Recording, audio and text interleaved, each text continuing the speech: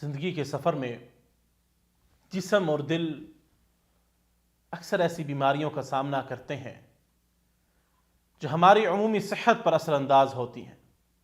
بالکل اسی طرح روحانی بیماریوں کی وجہ سے ہمارے دل کا سکون چھن جاتا ہے اور یہ ہمیں عبادت کی لذت سے محروم کر دیتی ہیں۔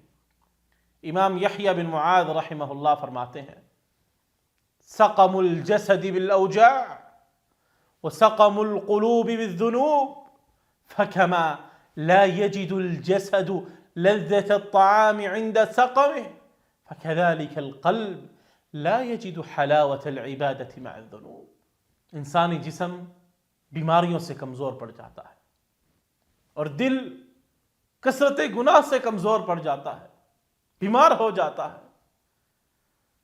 جیسے بیماری میں کھانا بے ذائقہ لگتا ہے، اسی طرح گناہوں سے لدا دل عبادت کی لذت سے محروم رہتا ہے۔ جیسے جسم خوراک کا طلبگار ہوتا ہے، ویسے ہی دل عبادت کی مٹھاس کی آرزو کرتا ہے، لیکن گناہ نیکی کی طرف جانے یا نیکی کی لذت کو محسوس کرنے میں بہت بڑی رکاوٹ بن جاتے ہیں۔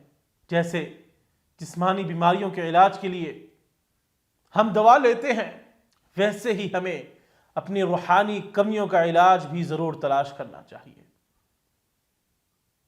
اور سب سے بڑا علاج مالک الملک سے خلوص دل سے دعا کرنا ہے اور اپنے گناہوں کی معافی مانگنا ہے۔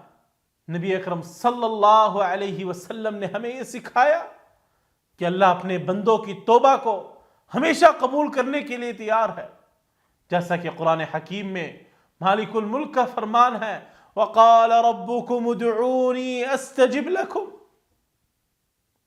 اور تمہارا رب فرماتا ہے مجھ سے دعا کرو، میں تمہاری دعا قبول کروں گا۔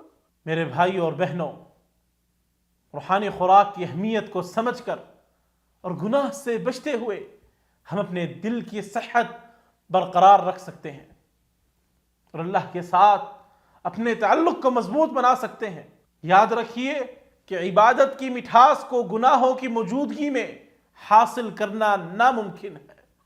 جیسے ہم جسمانی بیماریوں کی صورت میں کھانے کی مٹھاس، کھانے کی لذت نہیں رکھتے، اسی طرح جب دل بیمار ہو جاتا ہے تو انسان کا دل، انسان کا نفس گناہوں کی طرف مصروف ہو جاتا ہے، نیکیوں میں لذت نہیں پاتا۔ لہٰذا جیسے جسمانی بیماریوں کی صورت میں ڈاکٹر کی طرف رجوع کرتے ہیں، علاج ڈھونڈتے ہیں، اسی طرح دلوں کے علاج کے لیے مالک الملک کے فرمان کی طرف لوٹا کریں۔ اپنے دلوں کو تر و تازہ رکھنے کے لیے کثرت سے نیک اعمال کیا کریں۔